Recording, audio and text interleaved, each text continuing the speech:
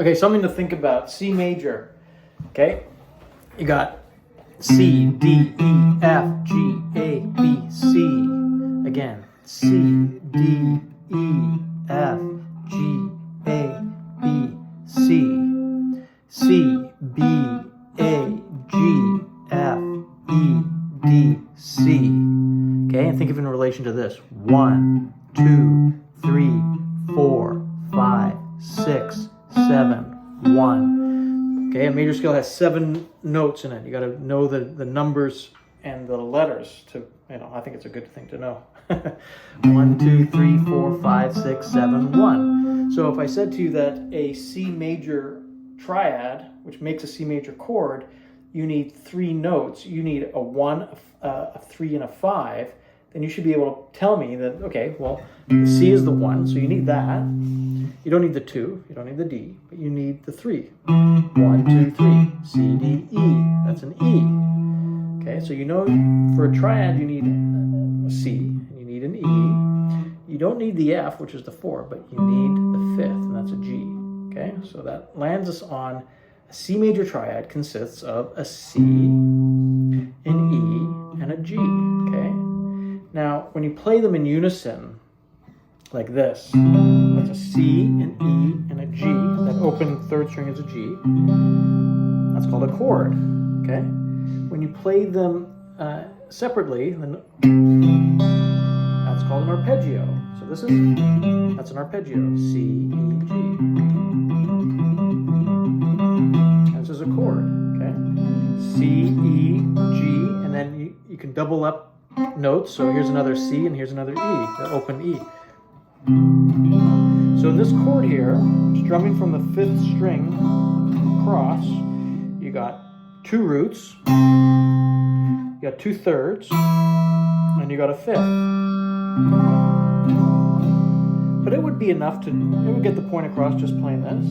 But adding those 2 more notes just gives it a particular sound. Okay? In the case of this shape here, right, you got a C, you got a G, you got a C, you got an E, and another G. Okay, so you got 2 roots, 2 fifths, and a third.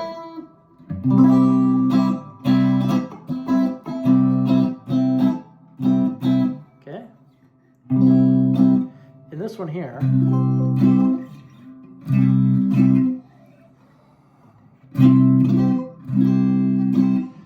at the 8th fret, you got a C, which is a root, you got a G, which is a 5th, another root, another C, and you got a E here, which is a 3rd, a G, which is another 5th, and another C, which is a root, okay?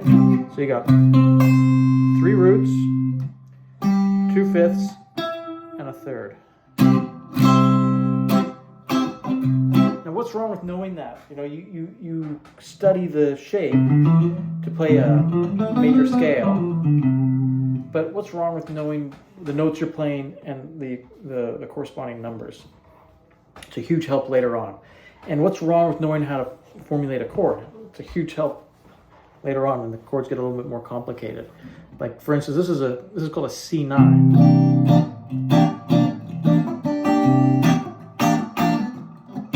And it sounds pretty cool, right?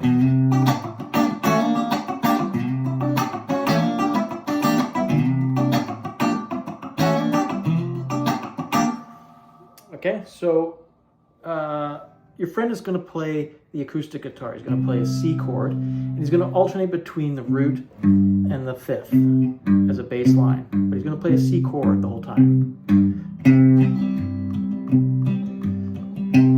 And you guys are just jamming, and he's like, why don't you play a couple of bars, some lead ideas over that? Let's just jam and sort of brainstorm some musical ideas. Well, in a very unsophisticated bass level, you can just play the root.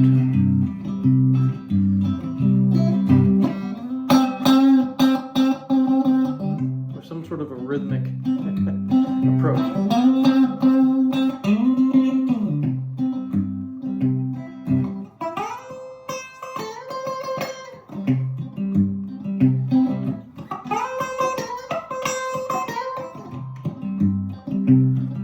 Okay, and you can also add the third. You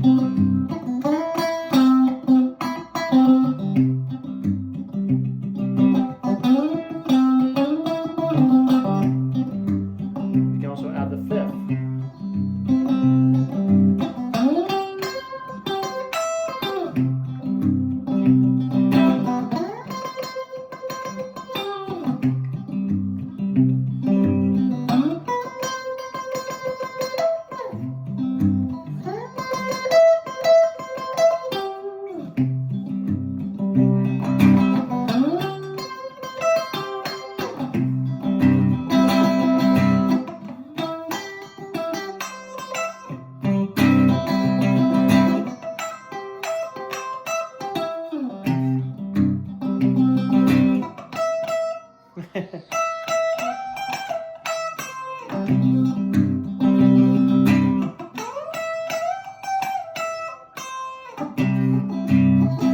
Kind of see where Eddie Van Halen got his ideas for his licks. That's just a root, third, and a fifth.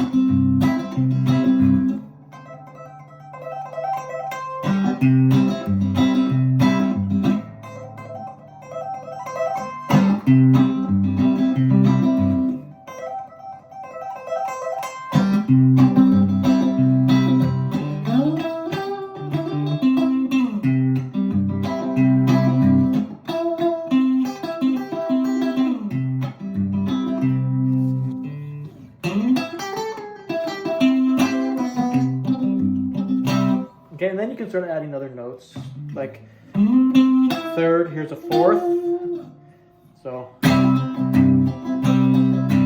root, root, third, fourth, fifth, fourth, third, so something like this.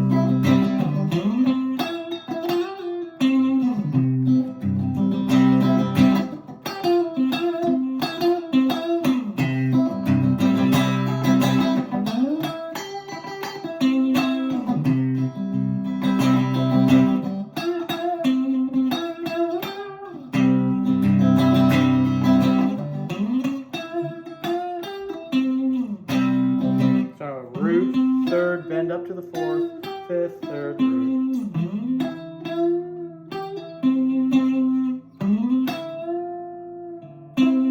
Root, third, bend up to the fourth, back down to the third, to the root.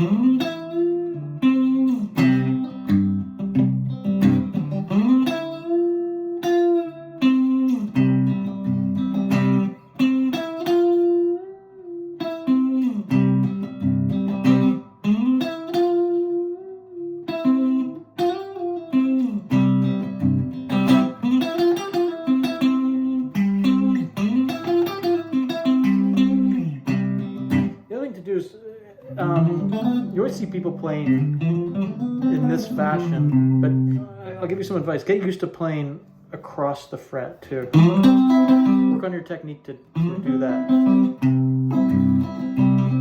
Just a little.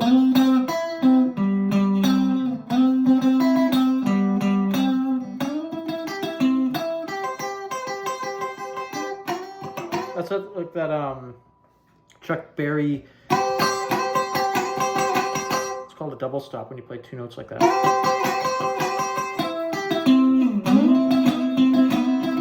Oh, and all I'm doing is sliding into the notes.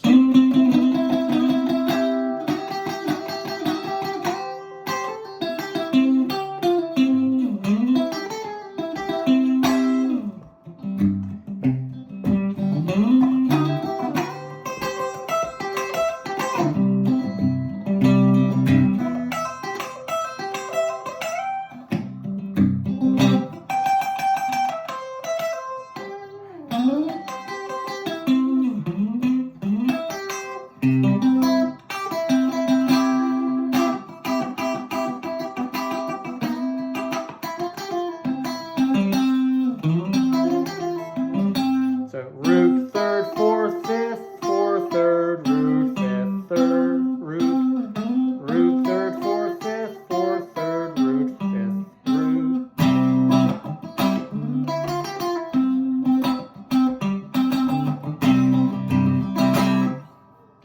I don't know. Tell me if you think that's helpful or stupid. I don't care.